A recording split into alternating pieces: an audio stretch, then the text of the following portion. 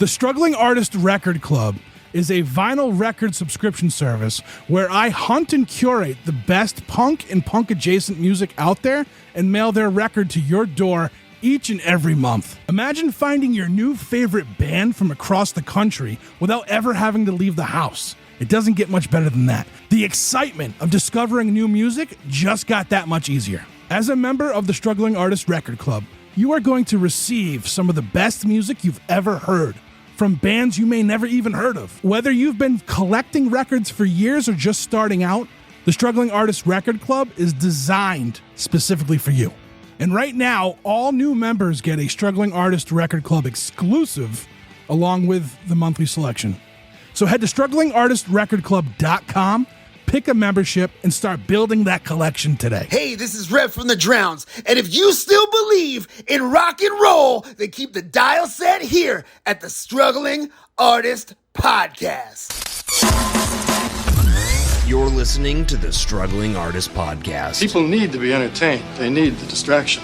With your host, Trev Allen. I wish to God that somebody would do something to block out the voices in my head for 5 minutes.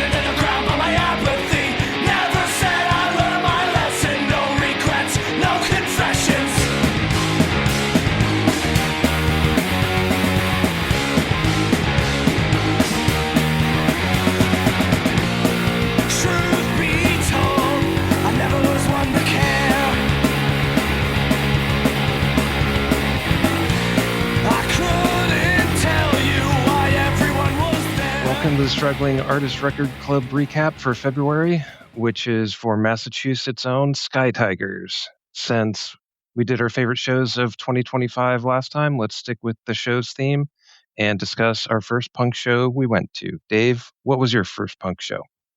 Oh, I'm going to talk about two punk shows since I think both of them are pretty good stories. The first show was Fugazi in Delaware. I was just getting into punk then, so I don't think I even really knew their music yet.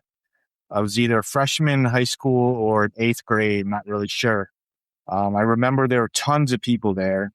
And it wasn't even really like a venue. I don't know what it was, really. I keep trying to remember what it was, but it wasn't a legit venue. I think they were most likely touring on the album In on the Kill Taker. So the interesting part of this is that my metalhead meathead brother took me and my friend to the show. And since he was a metal meathead, he kept moshing while Fugazi was playing. And Ian, like he's known to do, would stop playing and tell people to stop moshing. So Ian called out my brother for moshing. Then my brother wouldn't listen, most likely because he was drinking. So he'd mosh again. And then Ian would stop playing again. And over this went. What I found out was that Ian did this because of the violence at the shows in the 1980s.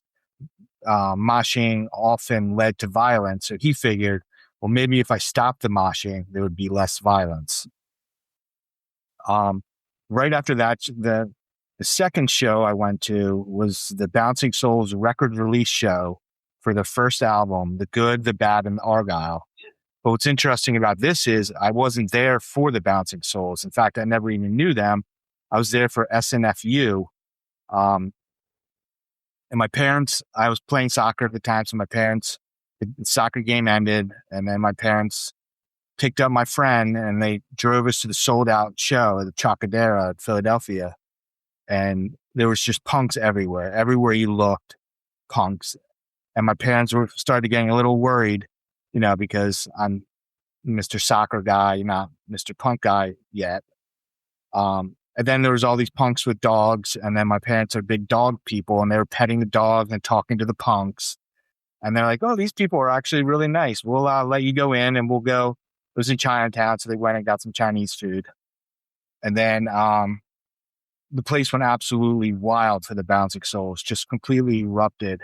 And then after their set, my friend ran up to me. He was like, holy shit, that band was so good, I bought the CD. Then 80% of the audience left after that. And so SNFU played to mostly an empty venue. So it's just a really weird experience. I went there for SNFU and then discovered the Bouncing Souls. And then little did I know that would start my love affair with the Bouncing Souls, who remain one of my favorite bands of all time. Nice. Yeah, it's always fun to go to a show and find something new you weren't really expecting. Right, exactly. Yep. So my first show, I can't really remember that far back very well right now. So I think the first show I went to was for a friend's band. They were called Noise Pie. They played a funky indie punk style of music. I think they definitely had a horn in there too, but not ska. I vaguely remember hanging out with my friend at the back of the venue, like outside the venue, with a few other bands, including some punks with Liberty Spikes and Mohawks. And everybody just was chilling, getting along, regardless of their style of music or anything like that. So it was a good introduction to me for me for kind of the punks with the Mohawks and all that. Right. Yeah. Wasn't similar to your parents. Once you met them, they weren't frightening at all. Right. Yeah, exactly. Yeah, just great people. Yep. My first big show, however, was Green Day on their Dookie tour, which also happened to be on my birthday, my 19th birthday, way back in 1994 on Halloween. Yeah, I'm a Halloween baby. Awesome. And just because it happened in the last 2 weeks, I'll mention I saw the Violent Femmes 2 weeks ago. They put on a great show. So many instruments on stage with them, and they played them all. It was great. And then last night, I also saw Nine Inch Nails, which they put on a great show. Not punk, and they're obviously a huge band, but definitely worth seeing if you've got the time and the opportunity. Yeah. Nine Inch Nails put on just an amazing light show. Just the entire event is just really huge from what my friends have told me. Yeah, one thing I have to admit, I was a little disappointed with all the cell phone usage at the show. Yeah. One guy in front of us was watching baseball on his phone too. Wow. It's not the baseball playoffs, so that's weird. Yeah. Well, even if it's the playoffs, watch that clip later. Who cares? Yeah, exactly. Pay attention to the show. You paid money for it. Right. And $50 to park, right? God, that was ridiculous. $50 for parking at a sports arena, at a rundown sports arena in San Diego. It's too much. Should be $20. Yeah. 20's fair enough. I mean, depending on the event, I could see anywhere between 10 and 20. Yeah. But yeah, if it's sold out show, charge 20, maybe 25. Could you have taken an Uber or something, or was it too far away for that? It would be too far away. Yeah. Especially where I live. I did go with a friend, so that kind of, offset it a little bit, but yeah, we had a good time. Cool. All right, so what do we got here? Got the readout here. I think that's what we're doing next. All right, so friends, as stated previously, I was a member of the club since its inception under the Get Punk banner. However, in 2019, I took a 12-month hiatus while not having a consistent address. Right as the transition period from Get Punk to Struggling Artist was happening, I went to the Midway Cafe to see a couple bands. The first band about knocked the wind out of me with their energy, anger, and ferocious playing. I immediately texted Mark and said, I think I should use this band's record for the record club. He informed me that he already used them during my hiatus. When Paul from Sound Investment Records reached out to me about this band's new record, I couldn't say yes fast enough. Sky Tiger's new record, Injustice for All, is 9 tracks of some of the best angry, thrashy, hardcore music you could ever want. This band doesn't tour for whatever reason, so being able to send this record out to folks who may not know of them or may not have known they put out a new record is a great feeling.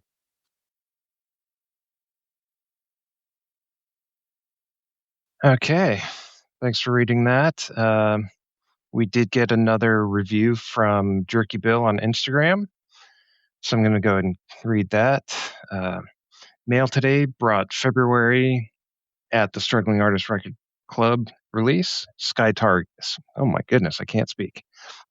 Sky Tigers are a hardcore band from Massachusetts. Injustice for All is their second album, but calling them hardcore seems not enough. At under a quick 30 minutes, repeated listenings are required to suss out a more definitive way to describe them. There's some incredible riff action going on here, more akin to melodic hard rock, but with screaming hardcore vocals well done by vocalist / bassist Brian Lynan. Hopefully I got that name right. Guitarist Rochelle Ferguson and John Cogswell. There's a place setting somewhere that lands between thrash metal. Those drums by Ryan Maloney are no fucking joke, and emotional hardcore. I wish there were lyrics to follow, as my ever-aging ears have trouble following. Again, finding a band not previously on my radar that sound this good is truly appreciated. And Trev, at least I'm not hideous late with this one, referring to getting the review out to us. Now, I've got to mention, Dave and I really go on and on about lyric sheets. This record did actually include the lyrics. Unfortunately, Dave did not get a copy. He reached out to Trev, and we're going to make sure he gets a copy. Right. So I think I saw that. It's already on the way for him. If anyone else did not get lyric sheet, just let Trev know and we'll get that fixed. Especially for music like this, which is so aggressive and fast, you really need lyric sheet, or sometimes it's just kind of tough to follow and kind of get lost in the whole intensity of the album. So lyrics are important. So yeah, definitely. Okay, so I want to go ahead and read my review. So the first thing I noticed when I ripped open the brown package with its perfect shipping label was, oh, nice, they were part of the Get Punk Record Club. I was a big fan of that album called Eulogy, or whatever it's pronounced, and wanted to buy their newest album, but I was kind of hoping Trev would include it in the Struggling Artist Record Club. So I held off on buying it, and luckily it was included. So thank you, Trev. After listening to the album the first time, my initial reaction was, holy shit, those gang vocals. I'm a huge fan of epic gang vocals. Comeback Kid is one of my favorite hardcore bands. I consider their last full length to have some of the best gang vocals since AFI's Black Sails in the Sunset. I figured if I heard gang vocals that good again, they'd be from a popular hardcore band, not an indie hardcore band like Sky Tigers. But these gang vocals are some of the best I've ever heard, and I absolutely love listening to them over and over. And I'm always in shock at just how powerful they sound. Next thing my brain thought was, since Sky Tigers are from Massachusetts, like one of my favorite bands of Wilhelm Scream, I thought how Sky Tigers sounded a little bit like Wilhelm Scream, but just angrier and faster. So at this point, Sky Tigers already sounds like two bands I like a lot, Comeback Kid and a Wilhelm Scream. So I'm liking this album a lot at this point. But what separates Sky Tigers from those bands is their crossover thrash sound that they mix into their hardcore. It's like they took Slayer, Metallica, Anthrax, and Iron Maiden and filtered them through Comeback Kid, Sick of It All, Have Heart, and Bane. That combo of thrash mixed with hardcore is not a sound I hear a lot of, so I was very impressed. Lately, I've been getting into more thrash because my brother is a huge fan of it, and I enjoy discovering new music. I love punk, but it's fun to dive into other genres. I've been into Megadeth lately. I have tickets to see them with Iron Maiden, and I'm listening to Dave Mustaine's audiobook now about the making of Rust in Peace. Yeah. Interesting thing about Iron Maiden. My boss takes vacation from work to go work as a roadie for them. Wow. And he's a huge fan. He's got a room full of merch, records, shirts, and everything. It's he's taken it to a ridiculous level. Yeah, Iron Maiden fans, they're obsessed with them. They buy all the posters, skateboards. They have life-size dolls of Eddie. They just go overboard with it. So yeah, but it's nice having someone at work that I can talk music with a little bit. We talk stereo systems and stuff like that too. So yeah, exactly right. Even though it's not exactly your genre, nevertheless, it's better than talking to some boring person at work about your job. At least you can get a little break. Yeah, having a boss at work that listens to death metal, never figured that would happen. Yeah, seriously. So, like I said, I have tickets to see Megadeth Iron Maiden. I've been listening to Dave Mustaine's audiobook currently about the making of his album Rust in Peace. I have the final Megadeth album that was just released, signed by the band. Megadeth's Rust in Peace is one of the best thrash metals of all time. So I appreciate Sky Tiger's thrash sound even more, since at this particular time, I'm really into thrash. Sky Tiger's music is fast and pissed off. It's great for the gym, jogging, or doing stuff you hate, like work and chores around the house. Gives you the energy you need to get shit done. I said in one of my last reviews that life consists mostly of stuff that sucks. You can either get motivated to do all these boring activities via coffee or music.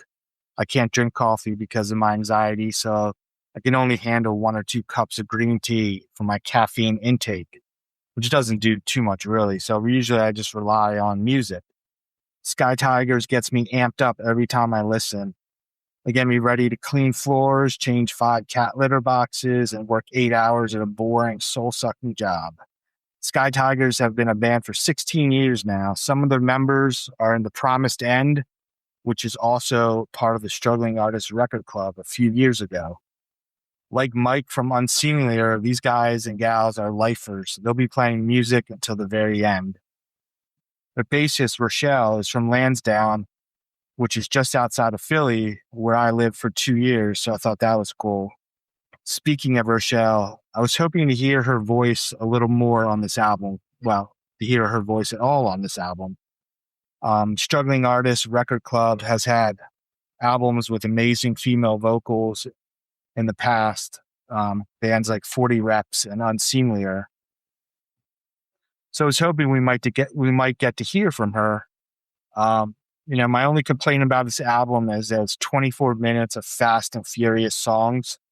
I think a break mid-album with an instrumental or female singing would have been helpful to kind of act like a halftime, giving you a pause to catch your breath and get ready for Act 2. Instead, they go full force through the entire album and finish with my favorite Metallica song, Battery, which is only on the vinyl release, so you won't find it on Spotify. Brian, the singer, mentioned in his interview with Trev that he plans to take Sky Tigers off Spotify, so if you don't see them around at some point, it was intentional.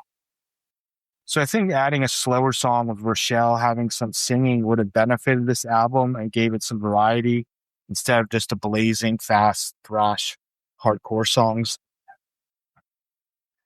This album was intended to be an EP, but the band found momentum and turned it into a full length. The album artwork is really cool. It's done by Bizhan. I can't pronounce first or last name really. He's from Virginia, if I remember correctly. They knew him or someone knew him. He did a great job matching the artwork with the lyrics. I am curious about what the animal is in the bottom right corner. It looks like maybe a mountain lion. The album title, Injustice for All, is a nod to Metallica. So there are 2 Metallica references on the album, which makes sense since it's a thrash album and Metallica are thrash legends. And actually, a skate punk band from Sweden called None the Wiser released an EP in November called Injustice for All as well. So it's a popular phrase. The lyrics showcase Brian's discontentment with life in America, which makes sense. Like I always say, most of life is about doing stuff that sucks. Nothing seems to get better. Politicians keep screwing us over. Corporations own those politicians, so politicians do what corporations want, and billions of our tax money gets wasted. I could go on and on. So I think Brian did a great job with the lyrics. They fit the artwork and the aggressive thrash style as well. The record color was all black. I think a blue and green splatter variant would have looked really cool. Yeah. The font for the song titles is really awesome. I just call it horror font. I think when Trev was talking on the podcast, they called it like serial killer font, if I remember correctly. So I think that was the podcast font. yeah, Was the serial killer. yeah. But they did talk about having the artist do the kind of hand scribbled font I love for the that. song titles. It really Yeah. matches it really well. Yeah. And then you got the song titles are great as well. A few that I liked a lot was Rubble, Without a Cause, Backstabbeth, Casualty Friday, Coma, Chameleon. Yeah. The riffs on this album are just so amazing. And, really it's the first time I've ever used riffs when discussing a record from the club. So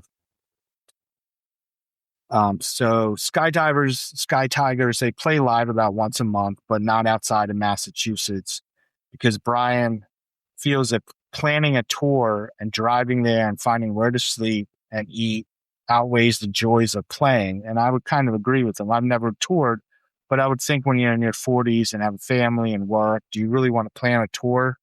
So they just play locally. Overall, I really enjoyed this album that was released February 6th, 2026. Finally, I want to thank Trev for all his hard work interviewing great bands and sending us great records for the Record Club.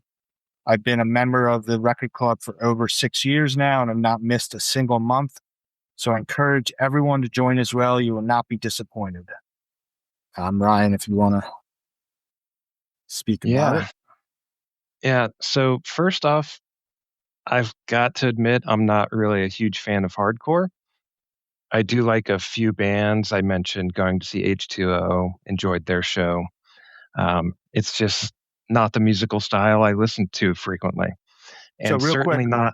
Oh, yeah. Real quick on that, I was the same way. I never listened to hardcore. I went to Penn State, and the only people who were there were hardcore kids. There was no punk rockers. So they saw me with all my punk rock gear, and they started talking to me, and I was like, I don't really want to listen to hardcore. It's not my thing. But there was no one else there to be friends with. So I was forced to listen to Sick of It All. And that's how I got into hardcore, basically because there's no other punks at Penn State. And eventually you just, you listen to it, you go to one of my roommates was one of the best hardcore dancers in Philadelphia for a few years. Just doing these windmills, handstands. So anyway. Okay. Yeah.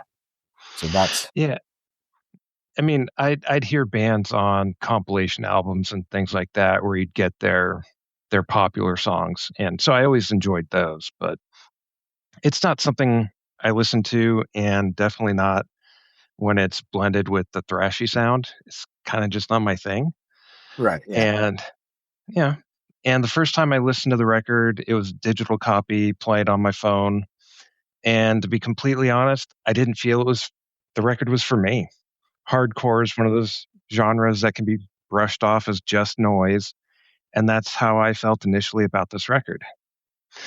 But I've committed to doing record reviews, so I gave the vinyl a spin last weekend, and this time I listened to the record with the lyric sheet in front of me. While the second time listening didn't instantly win me over, I could tell that the record was more than just noise. Now I could follow along, and the anger and frustration coming through in the music made more sense to me. Because I knew I wasn't going to be well equipped for a review, since it doesn't quite fit my personal tastes, I also gave the Sky Tigers podcast episode another listen as well. I wanted to refresh my memory and see if they talked about the lyrics a bit more, and they do. Although the music doesn't trigger the same reaction that it seems to in Mark, Trev, or you, Dave, the lyrics definitely got through to me. And the wordplay with the song titles didn't go unnoticed either. So, like I'd usually do, I picked out a few songs and lyrics that stood out to me. The first one I really liked was Apex Creditor, which is a play on the term apex predator, which is really the same thing in our capitalist system where the creditors are the predators at the top of the economic food chain. And some of the lyrics that stood out to me from that one, and I won't be screaming them, I'll just read them. But if you put some anger behind it, that's what you'll get on the record. Land of opportunity, welcome to America. You wanted freedom. I'm afraid that costs extra. You want a voice? You have to have the money. If I incorporate, will that make them love me? Yeah, and one thing I picked up in the re-listen of the podcast episode, Trev asked them when they wrote these songs, because it seems like some of these songs could have been written within the last month or two. And they said most of them were written, I want to say it was about a year or so ago. It was 2024. I feel like half of them was 2024 and half of 2025. And actually, one of the songs off this new album was a song off the previous album. Okay. Yeah, so it does span a bit of time, but they all seem very timely at the same time, which is pretty nice. And then you had mentioned Rebel Without a Cause. Some of the lyrics I liked from that. Call me crazy, but I don't think it's wrong to spend our money on housing instead of bombs. But they protect whatever they invest, so keep your mouth shut or you'll be labeled a threat. We can see that playing out with our government right now, unfortunately. That song is just so catchy too. Constantly singing along when that comes on. Yeah. And the last one, there was no way I could pass up mentioning the song title, Recreational Insulin. I've got a pre-existing condition. It's a disdain for a system that puts the bottom line over someone's life. Lyrics can't get much more clear than that. Our system basically sucks for most people. So got to figure out how to change it. Kind of like Blind Adam. We need to dig everything up, uproot evil, and have fertile soil for the next generation to grow. So you can hear the anger and the frustration in this entire album. Just really overall adds another element to it. Yeah, overall, although it's not a record I would typically reach for, I do appreciate the lyrical content mixed with the feeling of anger, frustration, and urgency that comes through in the music. And so, even though it's not my typical listening, this record is going to be one that I will play when I want something with more aggressive sound than I would normally listen to. Because the lyrical content, it's right up my alley where I just want to vent about frustrations with the government right now. So if I want something angry, I'll be playing this. Yeah, I could see that. And I went back through my records. I guess I also got their other album from, I think, 2019, the one that you had previously mentioned as well. And I think that one is a play on words for eulogy and maybe orgy or something. So yeah, it's funny you say that because right before the podcast, I was trying to pronounce it myself, and I kept looking up online, and there's not a word that spelled that way. So I was just like, I don't know. I'm right, exactly. So is it a play on words like they do on this album? Yeah, probably, most likely. Well, their first track one, Immortelevision. Yeah. Smashing immortal and television together. So one of the things about the lyrics that they mentioned in the podcast as well, which I'm glad it came out this way in a weird way. He said it takes him a week or two to write the song lyrics. And in a way I thought, oh, good. I'm glad because they're so good, if he could put that out quickly, I'd be upset and feel bad that I couldn't do anything like that so quickly. So I'd be jealous in a way that makes me want to get better, which, so I think that's a healthy kind of jealousy where you want to make yourself grow. But Yeah. So um, I'm happy with the record. I wouldn't have grabbed it myself, and I'll definitely give it some listens. Yeah, I enjoyed it. I'll be listening to it a few more times. I mean, the one thing that kind of sucks about doing these reviews is I listen to these albums so much before, and then once the review's done, I'm like, oh, okay, now I can like listen to other albums, because the kind of the week leading up to it, it's like all I'm doing is listening to it over and over and over again. Yeah. But it's actually fun doing that as well, because I always say, like, when I get albums, I don't want it just to buy it, just to kind of have it collect dust. Like, I want to know it inside and out. I want to know, like, I want the lyric sheet to get wrinkled up full. Just I want it to be used, really learn these albums. So that's the fun part of doing these reviews, is that I listen to them so much and I dive into the bands and figure out as much information as I can. So kind of like what I'm doing with Megadeth right now. Like, I really didn't know anything about them. And then Spotify had a free audiobook about the makings of their best album, Rust in Peace. And now I'm just about done that book. And now I know so much shit about them that I didn't even know. And I didn't really know much about Sky Tigers before. Now I know a ton about them. So, it's just fun really getting into these albums and not just kind of buying them or listening to them digitally and kind of moving on with your day. Just really, getting into them is something I find enjoyable, at least.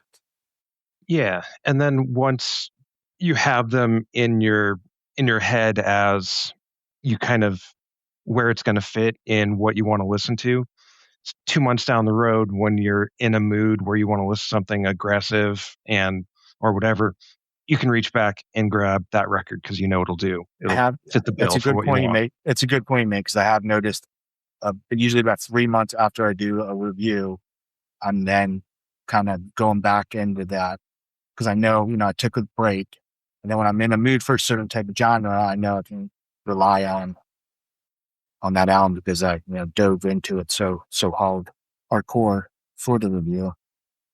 Yeah, and then I recently for your memory, if you go over something and then a week later go over it again, you'll retain a bunch of information.